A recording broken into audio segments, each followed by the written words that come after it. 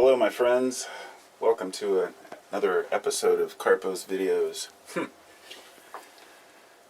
Well, I decided to film this one staring at a picture rather than staring at myself because I'm pacing around the room and I'm doing a few things, and sometimes it's just not easy to sit in front of the camera. In fact, some of the ones I do at night where it's like the Carpo After Dark, that's when I can really sometimes get into it because I'm not distracted by looking at the camera or myself or worrying about everything being centered or whether it's camera's dying or whatnot.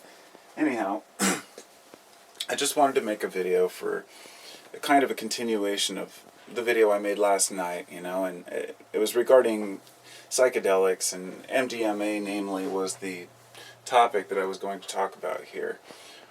Every time First off, I want to give you an idea where I'm coming from and what the point of this video is. It's about the language of art and music.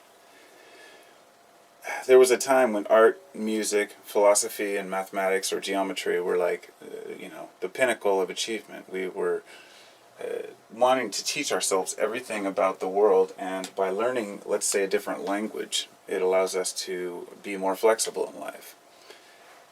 And an example I guess I could use is, let's say if I were to go to Mexico and I was to hop on a public transit bus and everybody around me would be talking in Spanish, and I don't speak Spanish, I might pick up on a few words, I might get a sentence here and there, and I know what he's talking about.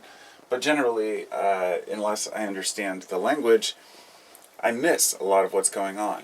And this is exactly how it is in art and music. And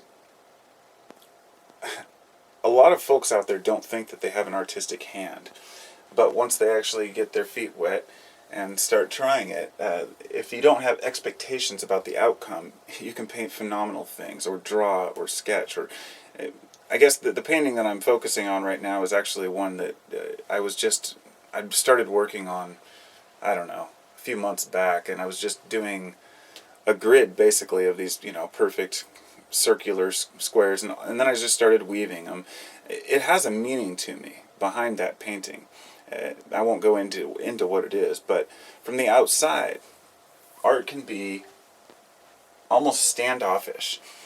And I use art as an example because, a lot of people walk into an art museum, or let's just say they go to, a showing, and it turns out that, modern art to me is mostly garbage. I have no interest in splotchy patterns and art where it's just, obviously not, I guess, what was it, Jackson Pollock? I think he was one of the ones that did the splatters. It's interesting, but it is a form of art, but it doesn't grab me. But some people really enjoy it. Whereas there is some very simple or geometric art that really grabs me that other people don't enjoy. And this is where I'm coming from. This is the point I'm trying to get at, is that everyone has a different perspective of what beautiful art is. And just the same, everyone has a different perspective of what great music is. And this is the way it should be. However, if a person can find a way to look and peek in through the windows of art forms or different types of art or music that they're not familiar with, and they can start to enjoy those things, then their horizons can be expanded immensely. So if I were to get on that bus in Mexico and I spoke Spanish, I'd be able to hear a lot more of what's going on. Well, when a person walks out into nature, and I was reading a while back, actually, in a book, it was about how artists view the world. And, like, for example, sketch artists, they'll be looking at the trees and they'll notice a lot more than the average person. Because they're not just saying, oh, a tree, a river. They're taking the time to process it.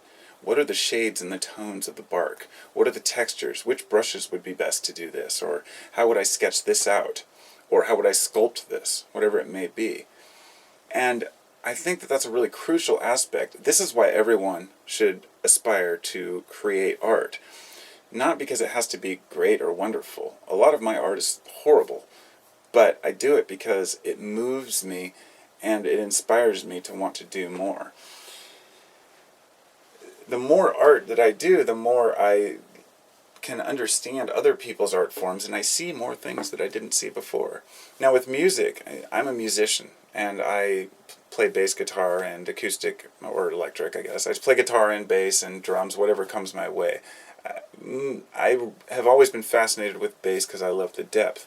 So when I'm listening to a band, I might be listening to the bass line, whereas somebody else might be listening to just, let's say, just all of it as one whole, picture. But picking apart the music is something that takes the art form of a musician, not just to hear it, but just to say, oh, I understand what he's doing there. And it helps the individual. By understanding music, by understanding art, we understand each other a little bit better. A little bit better. But, last night I made that video and I was talking about how I might be taking MDMA. I was actually going to chicken out, and then about 9 o'clock last night I just said, alright, I'm just going to do it, and I swallowed the capsule. Now I find myself to be the kind of person who spends the first hour or so kind of comatose and getting my bearings. And then I sat there and proceeded to listen to music, and I went into the depth of my mind, and I pulled out so many useful bits of knowledge that will take me time to assimilate and process. But the art aspect, it was something I was really focusing on. And with music, one of the aha moments I had, which wasn't something I didn't know, but something I'd never really expounded on, was the reason why electronic music is so desirable to people in certain states, altered states, especially psychedelics, as opposed to music with words in it. And this might also go back to why jam bands will play, sing a few lyrics, and then go on a jam. Here's the thing, if you're inside your mind and you're trying to think, it's best not to have background distractions. But most people, if you're like me, you enjoy good music because it moves you and you hear it differently under that, influence. And it becomes so much more crisp and clear. Just like colors become brighter, music becomes brighter. But if there are too many lyrics and you're thinking about the lyrics, you're processing the words, and your brain doesn't have room to think of its own. And that might cut out the background chatter, but during an MDMA experience is when I want the background chatter. I want to allow my mind to make connections and process things.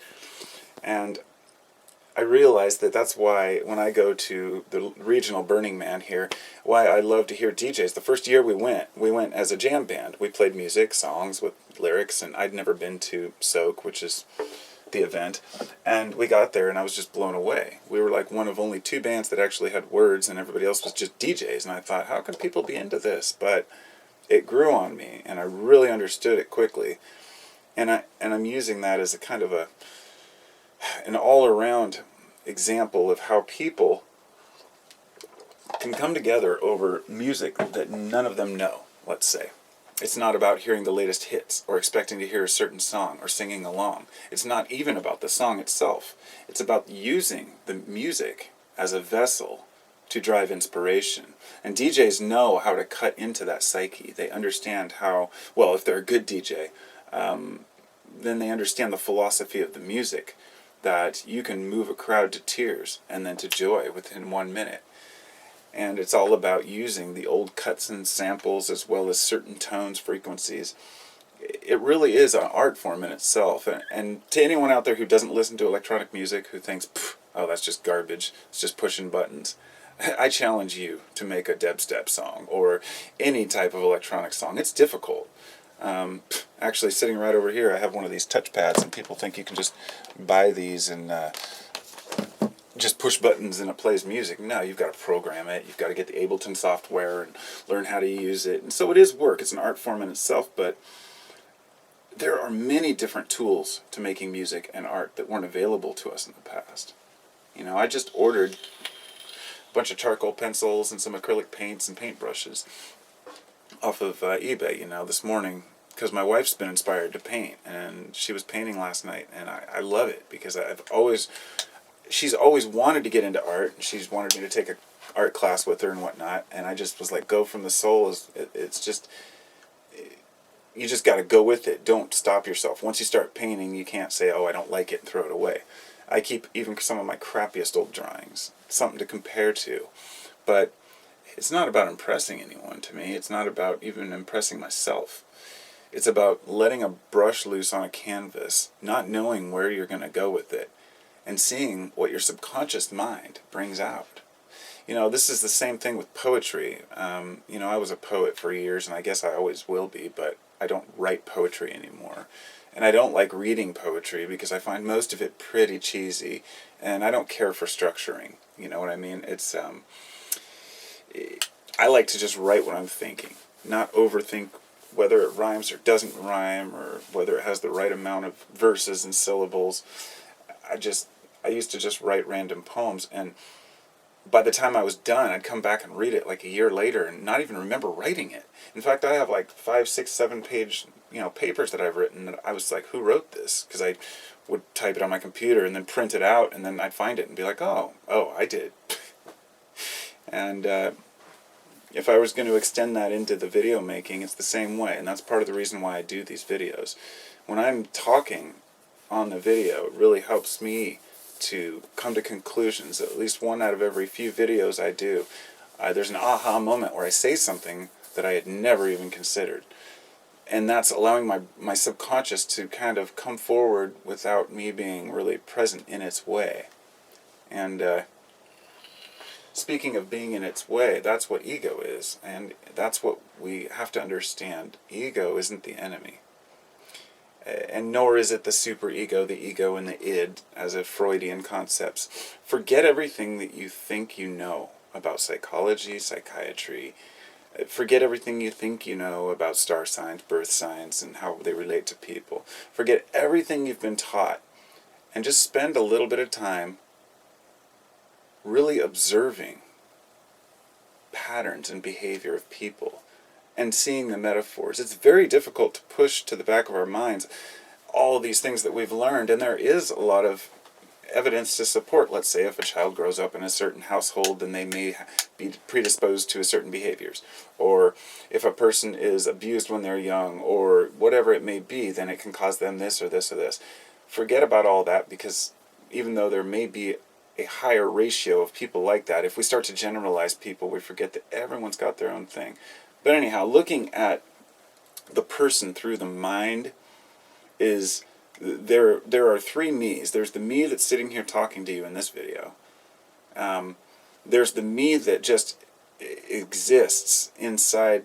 There's the me that I can't express, right? There's the me that I'm expressing. Then there's the me that I see myself as. And then there is the other me, and that is the observer or the watcher. And if you're ever just laying there trying to think about something, trying to philosophize about life, or even if you're just going out and doing something with your friend, stop for a minute, close your eyes, and look at yourself. I guess picture your face from above. Get a third point of view there.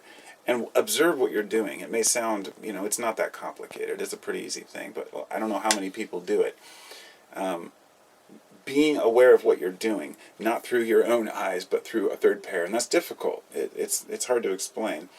But that's being aware. That's being aware and responsible for your actions, which means, if you act angrily, you don't beat yourself up over it or justify it. You understand it. Why did I get angry? I mean, everybody has their moments. And I think that there's no cut and dry anything. Nobody can say this is art and that's not. Nobody can say this is music and that's not. Nobody can say this is good and that's bad. It's almost always through the perspective of the individual or the society as a whole. I love life. I think it's fascinating. And one of the things that inspires art and creativity is a good balance of neurochemistry. And those are things that we don't quite understand yet. Sure, there's a lot to be said about serotonin, norepinephrine, acetylcholine and dopamine and all their precursors. But forget about all that too. Forget about all the things that you may or may not have learned about that, and just ask yourself what really makes you happy. What makes you feel at your best? you know, whatever it may be. And start to see ourselves for who we really are. I mean, sure, there may be something that we're doing that we really enjoy that may be damaging to us, and that's where it's good to have some research behind things. To say, well, I can take this pill and I feel wonderful. Oh, then, a year later I run out and crash and go through withdrawals and shakes. No, I'm talking about researching the things you consume, but not letting society tell you what's beautiful or where you should be going or what you should be doing. And remembering that you will never find a state of permanent ecstasy and bliss, because in contrast there will always be a new darkness. That's how we get terms like first world problems. In some countries, like my brother the other day, he posted something about his neighbor's dog barking, and I said first world problems, and we kind of discussed it back and forth, and he said, well, I'm sure that barking dogs are an annoyance in any country or anywhere, and I said yes. But what I'm saying is that in places where there's extreme poverty and everyone has dogs, nobody notices anymore. The dogs are always barking, there's always noise. But therefore they have worse things, bigger things to worry about. Barking dog is not even a concern in some places. Whereas here, we might even be bothered by the neighbor's cat meowing, or a bird tweeting and waking somebody up. It's all about perspective. So what we consider to be an annoyance, or good or bad, is all perspective. And, some of the people that have the greatest outlook on life are some of the poorest people in the poor communities, where they're really close, they're very artistic and creative, and they go and they film there and everybody's smiling, they're laughing. Well, do they look upset? Sometimes. Some people do, sure. But overall, all the shows I've watched and documentaries where they've gone to other places and walked down some street, surprisingly, the people look up and they go, oh, and they wave and they're happy. And then you come to an American city and everybody puts their fucking head down. Nobody wants to look at anybody in the eye. What has all this greatness brought us? And that's why I don't buy into the American dream. I don't buy into society being productive or going towards some end. I see that it is a pattern that's playing out, and I'm not going to resist it. I'm not going to support things I see just because they exist, but I'm going to kind of laugh as everything falls apart, because it's just what happens. Everything falls apart. These are just natural laws, and there's too much arguing about what is great and what's not, what's good and what's bad, what a person should be doing with their life or not. And really it's you. You are the individual that has to seek that and find that. By observing other people and their interests, we can learn a lot about ourselves. But ultimately, it's just us, alone, trying to figure these things out. But we can do it together. And art and music are ways to convey that, and you think of those as other languages. So just like being on the bus, like I said, if you don't understand the language, you can't speak the language, you're missing out on the emotion you can get from that, and the understanding. So, learn as many languages as you can. And I don't mean vocal languages, because we are so limited by English, by all languages. So limited. How many times have you wanted to express something deep and just couldn't find the words for it? I usually manage to find words, but they don't quite cover or convey what I mean. And I've learned to get used to that. I accept that. When I'm making a video, I can't convey what I mean, and somebody might take it the wrong way. I'm like, no. It's just really hard to understand where I'm coming from, just like everyone. But I do my best to keep it on layman terms. And I guess I'd leave on that note. If you are sharing art and wisdom and interesting things with people, try to put it on the level they can understand. Things don't have to be complicated just because you can make them complicated. And just like some of the simplest paintings really get our attention. Like I was talking to my wife last night, and we were talking about those, Chinese paintings of like a small house on an island on a foggy lake or something. These are simple stories put in picture form. the more you add to that, the more complicated it becomes. At a point, it's too busy. Same thing happens with music. There are some phenomenal bands out there where every guy can play his part really well, and they're all playing over each other. It's like an intense jam all the time. There's no room, there's no space, and it reminds me of a quote I heard once. It said, "It's not the music that moves us; it's the space between the beats." And I've always kind of fallen back on that, because there really is. It's the pauses and the anticipations. And the same thing with art, or leaving a movie open-ended, or a book. Some people get upset, like, well, it didn't come to a conclusion. Say, well, maybe you're not creative enough to come up with your own. Isn't that what life's all about? Does everyone have to tell you the ending? If someone has to decipher the art for you, then don't bother. They can tell you what they meant when they painted it, but you're always going to see your own thing in it. Just like you'll create your own story if you hear a song and people think, oh my God, that song speaks to me. Well, I'm going to part ways now. I hope you all have a wonderful day. I will talk to you soon, and get out there and do some art and stuff.